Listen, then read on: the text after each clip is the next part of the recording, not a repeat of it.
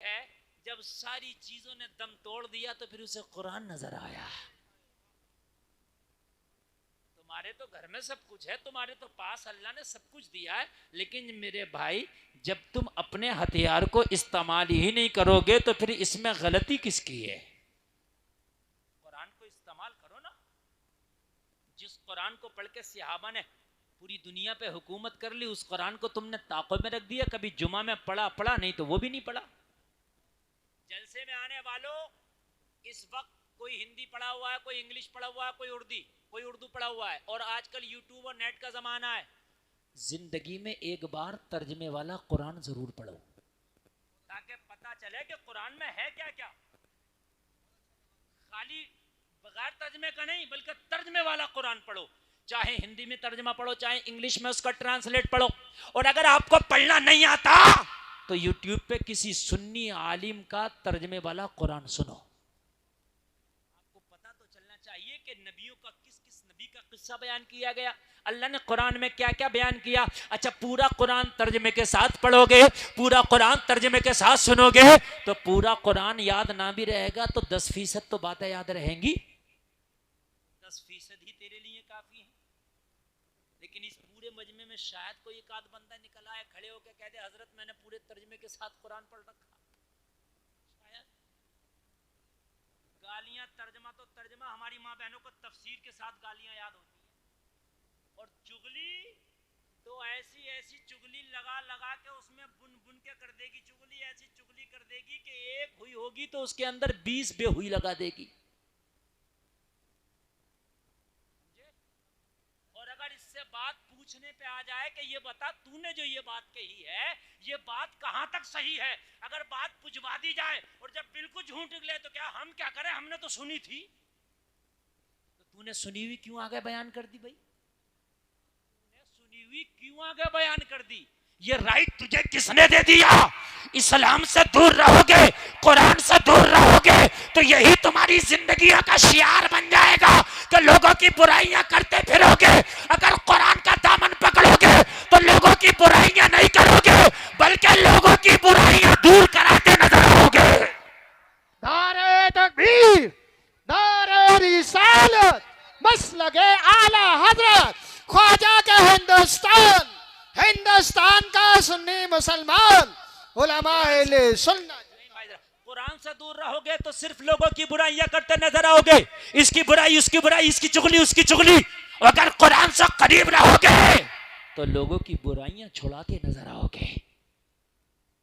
बुराइयां छुड़ाओगे लोगों की, और ऐसी छुड़ाओगे कि जैसी गौसे आजम ने छुड़ाया, डाकुओं के पास गए तो वली बना दिया। सुभान अल्लाह। छुड़ाओगे और कुरान से दूर रहोगे तो बुराइयां करोगे। अब तुम्हें अपनाना है कि कौन सी जिंदगी अपनाओगे आप। प्रोफेसर ने मौलाना से कहा हजरत कि बीवी का तलाक रुक सकता है कुरान के जरिए। मौलाना ने मुस्कुरा के कहा कुरान तो बड़ी चीज है, तेरी बीवी का तलाक तो मेरे नबी की हदीस रोक देगी। तो यार जोर से बोलना सुभान अल्लाह। सिर्फ बच्चे ही बोल रहे हैं, बड़े बड़ों ने तो ये सोच लिया कि हमें तो ना बोलने की जरूरत है ना कुछ समझने की। अच्छा, बच्चों को आगे भी बिठा दिया। ये काम बच्चों का नहीं है, ये काम बड़ों का है। मैं बच्चों को कम और आपको ज्यादा आज समझाने लगा हूं। मौलाना ने मुस्कुरा के कहा कुरान तो बड़ी किताब है, मेरे नबी की एक हदीस पे जा जाके अमल कर ले, तेरी बीवी का तलाक रुक जाएगा। प्रोफेसर ने कहा मौलाना मजाक तो नहीं कर रहे हैं, मेरी बीवी का तलाक मेरे खानदानी ना रोक सके, मेरी बीवी का तलाक मेरे रिश्तेदार ना रोक सके, मेरी बीवी का तलाक मेरे घर वाले ना रोक सके, मेरी बीवी का तलाक मैं ना रोक सका। हम आजिज आ गए, बीवी मानती नहीं, आप कहते हो नबी की हदीस तलाक रोक देगी। कहा हाँ हाँ, मेरे नबी की बात में इतना पावर है, अमल तो करके दिखा, फिर देख कैसा कमाल पैदा होगा। हम तो दूर हैं, हम तो मुसलमान हैं, हमें तो पानी भी पीने का पता नहीं कि सुन्नत तरीका क्या। गधे और खच्चर और बैलों की तरह खड़े खड़े पी रहे हैं, खाना भी खड़े खड़े खा रहे हैं, सर पे टोपी रखना समझते हैं तो मुल्ला जी का काम है, तो इमाम साहब का काम है, हाफिज जी का काम है। हम तो ऐसे बदमाश लोग हैं, हम तो ऐसे कैसे भी खा ले। क्यों खा ले? मुसलमान तू भी है, मुस्तफा का कलमा तूने भी पढ़ा है, जन्नत तुझे भी चाहिए, अगर पानी के 2 घूंट भी पीना तो ये देख मेरे नबी का तरीका क्या था पानी पीने का। अगर नबी के तरीके पे तूने पानी पी लिया, सुन्नत की सुन्नत अदा होगी, इबादत की इबादत हो जाएगी। मौलाना ने कहा घर चला जा, तेरी बीवी का तलाक रुक जाएगा। कहने लगा हजरत वो नबी की हदीस तो बताएं। कहा जा, मेरे नबी के सुन्नत तरीके पे बस खाना खा लेना। क्या कर लेना? किस तरीके पर खा लेना खाना?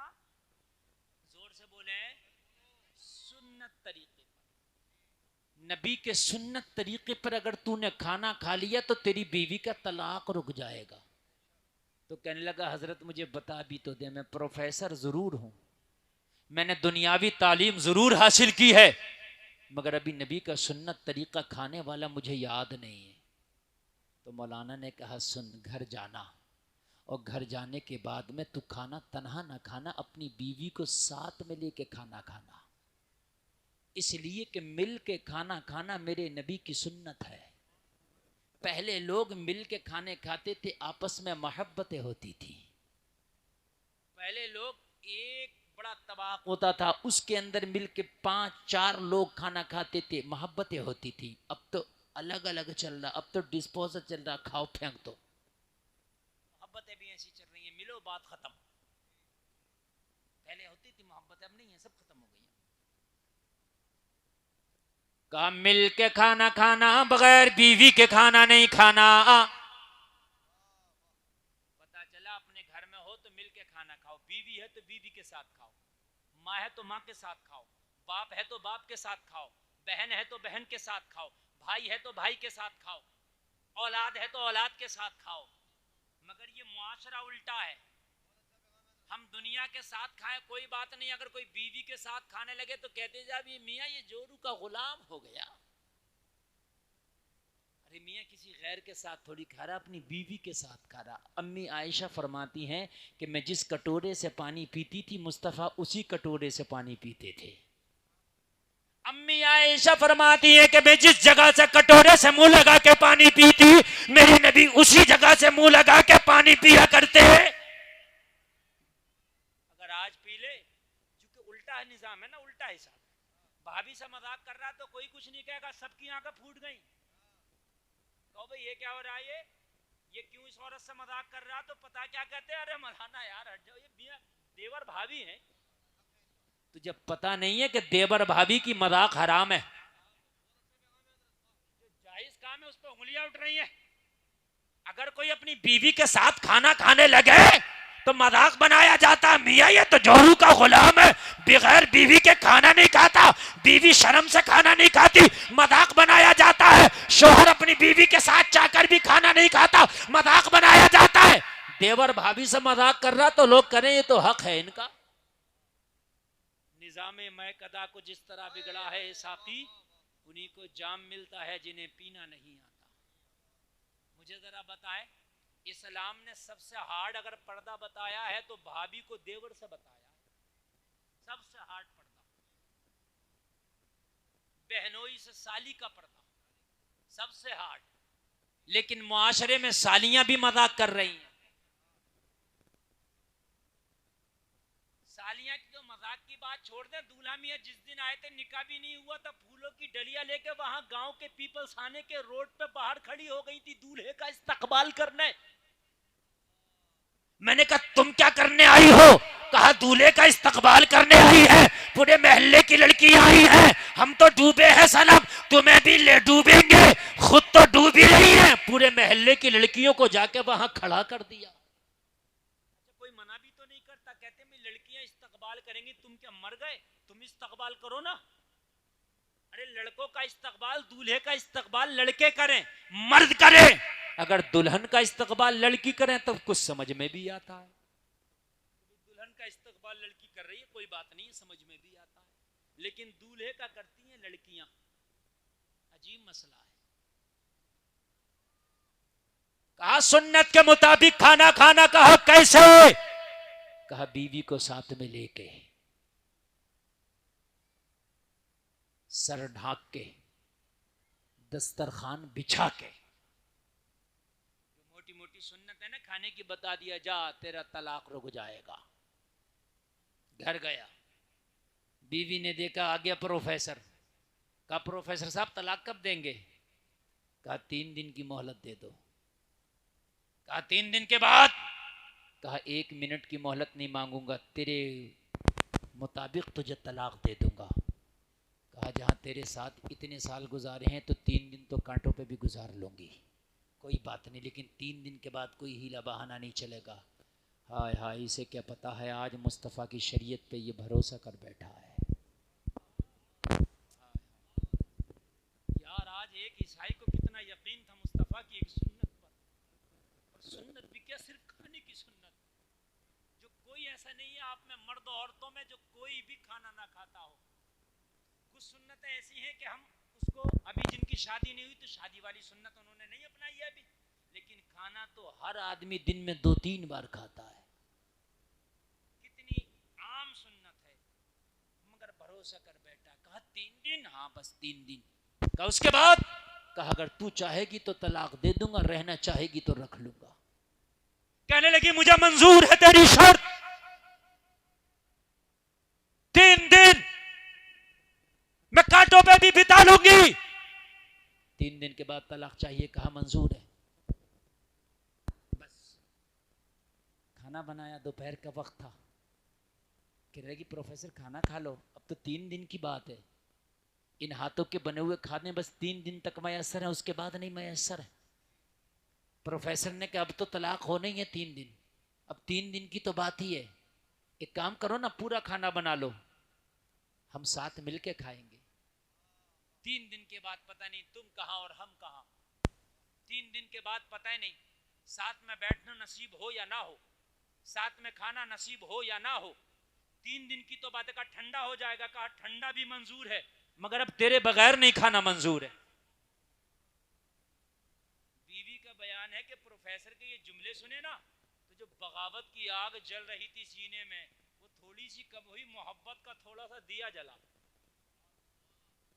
मैं तलाक की डिमांड कर रही हूं और ये मेरे बगैर खाने भी तैयार नहीं है।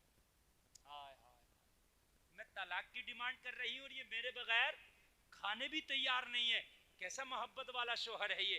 अल्लाह अल्लाह। अब जरा गौर करें, खाना बन गया, लाई, कहने लगी अच्छा अब आजा प्रोफेसर। प्रोफेसर आ गया, अब तो खा ले। कहा ऐसे नहीं खाना है। कहा फिर कैसे खाना है?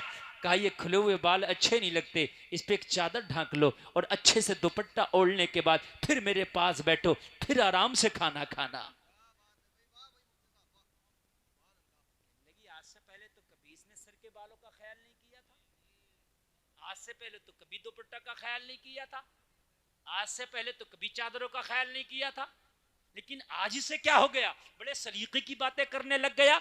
आज क्या हो गया? बड़ी भलाई की बातें करने लग गया।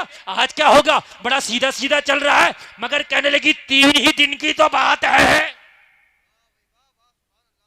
लाई चादर अंदर से ओढ़ लिया, अब खाने लगी तो फिर प्रोफेसर ने हाथ पकड़ लिया, कहने लगा ऐसे नहीं खाना, कोई पवित्र कपड़ा हो उसे ले आ और उसके ऊपर खाना रख, फिर खाएंगे। कहा खाने से और फिर कपड़े से क्या मतलब, यानी दस्तरखान से क्या मतलब?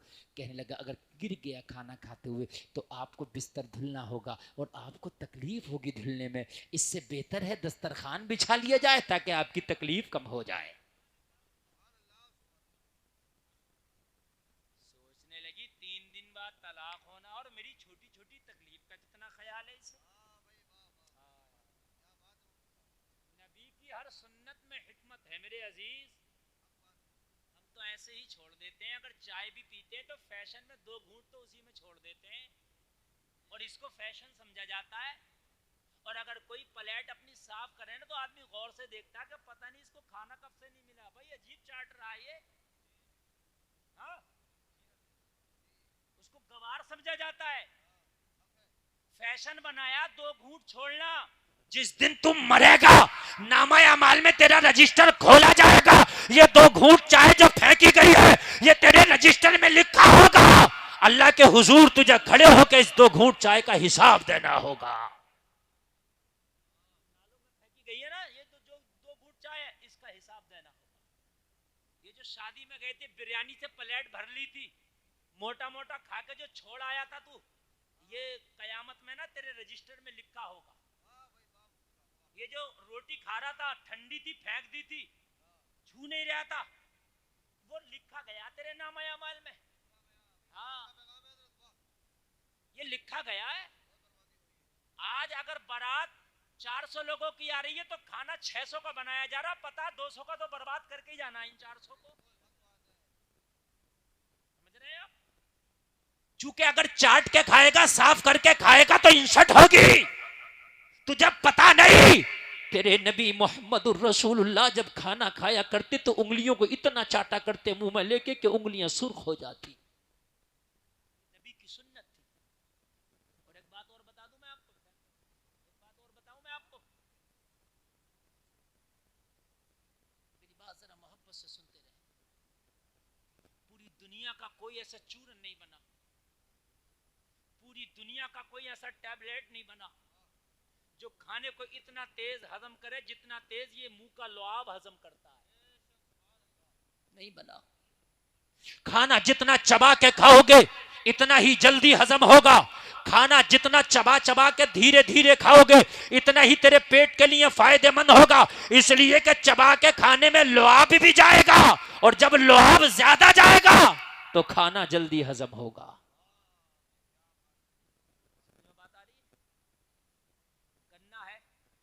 गन्ने का रस है, गन्ना हाजिम है और गन्ने का रस भी लो काबिज है। मियां चीज एक है लेकिन असर दो क्यों? हमारे जो बूढ़े लोग हैं ये बता देंगे, मगर मैं बता दूं आपको। यानी गन्ने का रस पियो तो काबिज, और गन्ना अगर खाओ तो हाजिम। तो रस हम ऐसे ही पी लेते हैं, वो भारी हो जाएगा, लेकिन जब गन्ना खाएंगे तो एक एक कोई को चूस चूस के खाएंगे तो रस के साथ में मुंह का लुआब भी जाता है। जैसे लुआब जाएगा तो वो हाजिम हो जाएगा। समझ रहे हैं? वो हाजिम हो जाएगा। ये जो खाने खाए जा रहे हैं और खाने जो हम खा रहे हैं आज अंग्रेजों के तरीके पर, यही तो वजह है, यही तो वजह है कि पेट वक्त से पहले निकल गए। यही तो वजह है, पहले पूरे गांव में किसी एक दो का पेट निकला हुआ होता था, आज हर घर में दो चार के निकले हुए हैं। नबी की सुन्नतों को छोड़ो, ऐसी परेशानी होगी। अगर सुन्नत के मुताबिक खाना खाओगे, मेरा दामन पकड़ लेना, कसम खा के कहता हूं किसी को भी पेट की शिकायत नहीं होगी, निकलेगा ही नहीं, वजन कम करने की जरूरत ही नहीं पड़ेगी। नबी फरमाते हैं कि खाना खाओ, जब थोड़े से भूखे रह जाओ तो हाथ खींच लो। और मियाँ है अगर बढ़िया कौरमा हत्ता आ जाए तो हाथ खींचता, डोंगे खींचता नहीं है।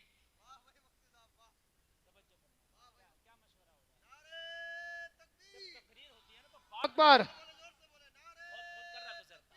अल्लाह अकबर, या रसूल अल्लाह, जिंदाबाद। अगर सही कौरमा हाथ लग जाए तो हाथ नहीं खींचता है, डोंगे खींचता है। हाँ मेरे अजीजों, ज्यादा खाना कमाल नहीं है, कम खा के हाथ खींच लेना ये कमाल है। ये रात को नींद भी सुकून से आएगी, वजन भी नहीं बढ़ेगा। अब खा उल्टा सीधा रहा, फिर वजन कम करने की दवाई खाना कि वजन कम हो जाए। सुन्नत को छोड़ोगे तो ऐसी परेशानी होगी। ये सुन्नत है, समझे आप? लेकिन कौन सुन्नत को अदा कर रहा मियाँ भाई? कौन देख रहा सुन्नत किधर है? जो हाथ लगा, जितना हाथ लगा, जैसे हाथ लगा खा लिया। पकौड़ी हाथ लगी, पकौड़ी उड़ा दी। फ्राई हाथ लगी, फ्राई नहीं छोड़ी। कौरमा हाथ लगा, वो भी बिरयानियां फाड़ दी। कह रहा मौलाना एसिडिटी नहीं जा रही है, लीवर फैटी हो गया। खुदा की कसम, मुस्तफा की सुन्नत पे तो आ। अगर तेरे मुकद्दर में बीमार होना होगा तो मैं कह नहीं सकता, लेकिन अगर मुस्तफा की सुन्नत के मुताबिक तूने खाना अपना लिया तो तेरी सेहत भी बनी रहेगी, इबादत भी तेरी बनी रहेगी। नारे तकबीर, सेहत भी लाजवाब, नारे रिसालत, दोनों चीजें लाजवाब। सुन्नतों के तो यार मामले ही लाजवाब है। जितना खाना तुम्हारे सामने आ जाए वो खाना तुम्हारे लिए जरूरी है, तुम्हारे नामा अमाल में लिख दिया जाता है। जब टेबल पे खाने के लिए बैठो, दस्तरखान पे खाने के लिए बैठो, तो उतना ही निकालो जितना खा सको, उतना ना निकालो कि जितना खा ना सको, इसलिए कि क़यामत में इसका हिसाब देना है। जो छोटे छोटे जर्रे आप अपनी प्लेट के साफ कर ले तो वो दुआ करते हैं, या अल्लाह इसने हमें फिकने से, नाले में जाने से बचा लिया, ए परवरदिगार तू इसकी बख्शिश फरमा देना। ये वो छोटे छोटे जर्रात दुआएं करते हैं। प्रोफेसर ने कहा दस्तरखान बिछा ले। लोगों, बीवी ने दस्तरखान भी बिछा लिया, अपने सर पे चादर भी रख लिया। अब जरा गौर करो, गौर करो।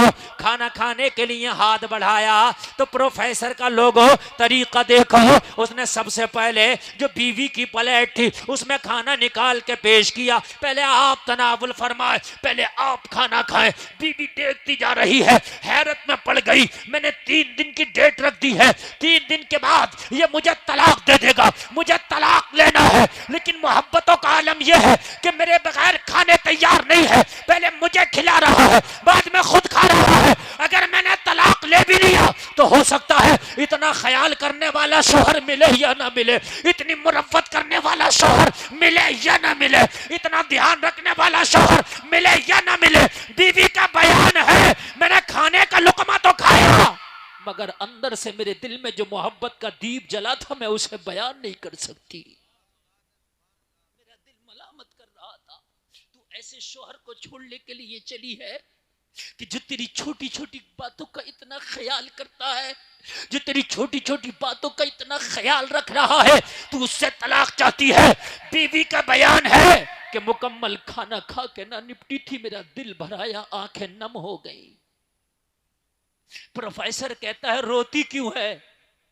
कहने लगी रो इसलिए रही हूं, मैं कितनी बेवफा हूं, मैं आज तक तुझे समझ ना सकी, मैं आज तक तुझे पढ़ ना सकी, मैं अभी तक तो तुझे खुद गर्ज समझती थी, मैं अब तक तो तुझे आम इंसान समझती थी, लेकिन यकीनन तू मानवता की बहुत बड़ी मिसाल है। तुझे पता है 3 दिन के बाद तलाक होने वाला है, फिर भी मेरा इतना ख्याल तू कर रहा है। कसम खा के कहती हूँ जमाना कुछ भी कहे अब तलाक नहीं होगा। सुभान अल्लाह, सुभान अल्लाह। जमाना कुछ भी कहे अब तलाक नहीं होगा, जमाना कुछ भी कहे अब मुझे तलाक तुझसे नहीं चाहिए। अल्लाह अल्लाह, जलसे में आने वालों जरा गौर करना, कहा तलाक नहीं चाहिए, कहा अब तुझसे तलाक नहीं चाहिए, तेरे साथ रहना। प्रोफेसर खाना खा के निपटा और खाना खाने के बाद कह रहा था एक सुन्नत पे अमल कर लो तो होता तलाक रुक जाए, मुकम्मल मजहब इस्लाम पे अमल कर लो तो क्या क्या परेशानी ना रुक जाए। सुभान अल्लाह। अगर एक नबी की सुन्नत पे अमल कर लिया जाए तो होता तलाक रुक जाए। तलाक बहुत बड़ी बात है, बहुत बड़ी बात है मेरे अजीज, तलाक। और अगर मुकम्मल मजहब इस्लाम पे अमल कर लिया जाए तो क्या क्या ना रुक जाए। इसने अपने आप को तैयार किया, बीवी से कहा खाना अगर खा लिया हो तो फिर चलो। कहने लगी कहाँ चले? कहने लगा जिसने दोबारा ये जिंदगी जीना सिखाया है अब उसी के पास चलो। सुभान अल्लाह, सुभान अल्लाह। जिसने तेरे इस नफरत वाले दिल में मोहब्बतों के चिराग जलाए हैं उसी के पास चलो। बीवी कहने लगी अब कहाँ लेके जाना चाहता? शाम हुई है। कहने लगा मुझे नींद नहीं आएगी, चलना पड़ेगा। अब बीवी तो इतनी मोहब्बत करने लग गई।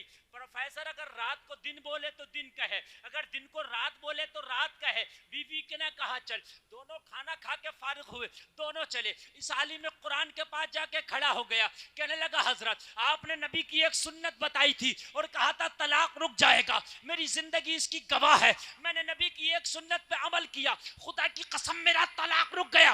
बीवी ने कसम खाई है कि आज के बाद तुझसे कभी तलाक का जिक्र नहीं करूंगी, मैं तुझसे कभी तलाक नहीं चाहूंगी, मैं तुझसे कभी तलाक नहीं मांगूंगी। हजरत एक सुन्नत पे अमल करने से बीवी का होता अगर तलाक रुक जाए तो मैं मुकम्मल मजहब इस्लाम को अपनाना चाहता हूँ। इस्लाम को अपनाने के लिए मुझे क्या करना पड़ेगा? तो मौलाना ने मुस्कुरा के बताया कुछ नहीं करना पड़ेगा, मुस्कुरा के तुझे कलमा पढ़ना पड़ेगा।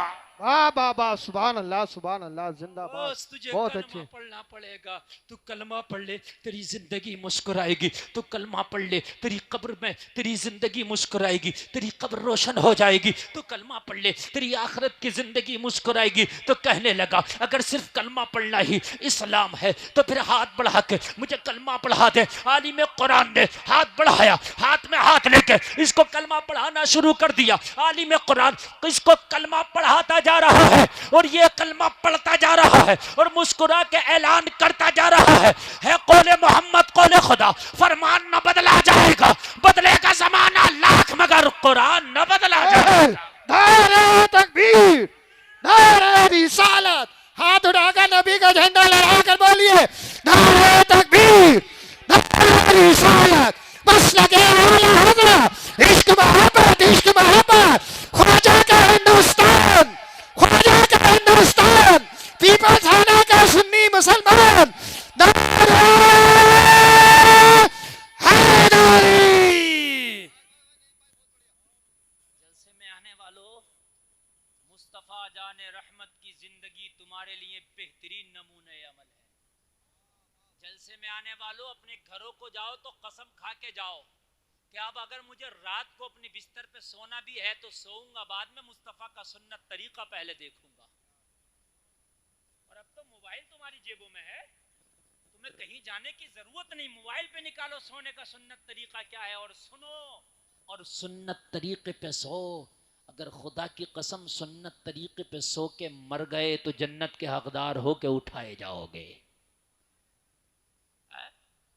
दुनिया की बातों पे बहुत हमें यकीन है, मगर खुदा की कसम मदीने वाले मुस्तफ़ा की बात पे जर्रा बराबर हमें यकीन नहीं, जर्रा बराबर भी उस पर अमल नहीं हमारा। एक बात बताओ, अगर हम बीमार होते हैं तो डॉक्टर के पास जाते हैं, अगर डॉक्टर ये कहते मीठा ना खाना तो चाहे काजू की बनी हुई कतली क्यों ना हो छोड़ देते हैं। बात है कि नहीं है? चाहे आगरे का पेठा क्यों ना हो छोड़ देते हैं, चाहे मथुरा का पेड़ा क्यों ना हो छोड़ देते हैं। है? क्यों? डॉक्टर ने मना कर दिया। डॉक्टर से कहने से तूने 50 तरह का चीज छोड़ दिया, अल्लाह उसके रसूल के कहने से एक बार हराम छोड़ के देख। अगर जिंदगी में बाहरें ना आ जाएं तो कहना ए बेटे बैठ जाए, बच्चों देखो तुमने इनको ना यहाँ बीच में बिठा दिया, और जब तुम बच्चों को बीच में बिठाओगे ना तो ये बच्चे यही करेंगे जो कर रहे हैं, ये शोर मचाएंगे। ये बहुत ज़्यादा खतरनाक चीज़ है, ये बच्चे आपको मालूम नहीं है, ये अच्छों की हालत ख़राब कर देते हैं। इन बच्चों की तरबियत जो है बहुत ज़रूरी है। अच्छा, बच्चों से ज़्यादा मुझे बड़े लग रहे हैं, यहाँ की औरतें तो कम बोल रही हैं मगर मर्द औरतों से ज़्यादा बोल रहे हैं। ऐसा लग रहा है जैसे शादी में कहीं खाना खाने आए। अच्छा, मैक की आवाज़ आप तक आ रही है कि नहीं आ रही है? पता नहीं कौन सा जादू पड़ के मैक वालों ने इसको बांध रखा, आवाज़ बिल्कुल मैक की बंधी हुई है। मैं इससे अगर मुंह ज़रा दूर कर रहा हूँ ना तो इसकी आवाज़ ही नहीं समझ में आ रही है कि आप तक जा रही है कि नहीं जा रही है। रात भी ऐसे ही मैक मिला था और उन्हीं का भैया बंद बिल्कुल ये भी ऐसे ही मिला है। बढ़ा रहे हैं तो सीटी ले रहा, बस मैक वालों ने पता नहीं कौन सी एक नस पकड़ ली होती है, इनसे कहो बढ़ाओ तो ये सीटी दिला देते। ठीक, ये नहीं, मैक बंद कर, बंद कर बिल्कुल।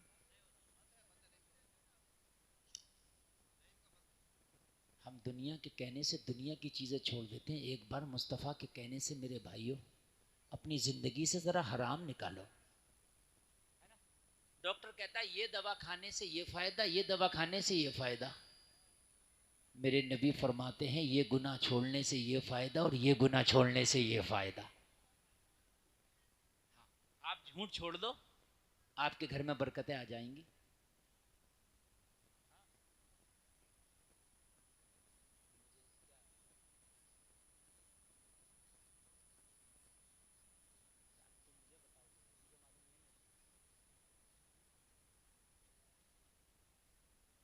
बोलिए सुभान अल्लाह। कोई मुस्तफ़ा जाने रहमत सल्लल्लाहु ताला अलैहि वसल्लम की ज़िंदगी, बस यही मेरी तकरीर का उन्वान है। हदीस है नबी की, इसको कोई टाल नहीं सकता, कोई बदल नहीं सकता। कितनी भी बड़ी बीमारी हो सदका कर दो, सदका करने से बीमारी टल जाती है। हम डॉक्टर को तो हजारों लाखों रुपए दे देंगे, लेकिन सदका करने के लिए हमारे पास पैसा नहीं है। सदका क्या है? सदका ये नहीं है कि मुर्गा ले दो किसी को, बकरा दे दो ना। सबसे बेहतर सदका है कि किसी गरीब को पैसा दे दो। उसे कपड़े की ज़रूरत होगी कपड़ा खरीद लेगा, रज़ाई की ज़रूरत होगी रज़ाई खरीद लेगा, कंबल की ज़रूरत होगी कंबल खरीदेगा, राशन की ज़रूरत होगी राशन खरीदेगा। तूने मुर्गा दिया, बकरा दिया तो सिर्फ गोश्त मिलेगा, पैसा दिया तो जो वो चाहेगा वो उसे हासिल हो जाएगा। यही बात है कि नहीं? तो पैसा दे दो, सदका करने की आदत डालो। सदका ज़कात से अलग है। ज़कात सदक़े में नहीं है, ज़कात अलग है, सदका अलग है। सदका तो ये जब भी तुम्हारा दिल करे, जितना दिल करे किसी गरीब को दे दो। सदका करने से बीमारियां टल जाती हैं, जिंदगी आसान हो जाएगी। आज मैंने तकरीर का उन्वान ही ये बनाया है कि जिंदगी हार्ड है, परेशानी में जिंदगी आसान कैसे हो। सुकून कहाँ मिलेगा? मैंने बताया कि तुम्हारे यहाँ सेंटर है, मस्जिद है, सुकून की जगह है। ये बीमारियां कैसे दूर हो? सुन्नत पे अमल करो, इंशाल्लाह बीमारियां दूर होंगी। सदका करो, अगर बीमार होगे तो अल्लाह ने अगर चाहा तो सदका करने से बीमारी टल जाएगी। मिस्र का ना काहिरा, मिस्र की एक राजधानी है। मिस्र एक मुल्क है, उसकी काहिरा राजधानी है। वहां का एक बहुत अमीर शख्स जो कारखानों का, फैक्ट्रियों का मालिक, इत्तेफाक से हार्ट का बीमार हो गया। जब चेकअप कराने के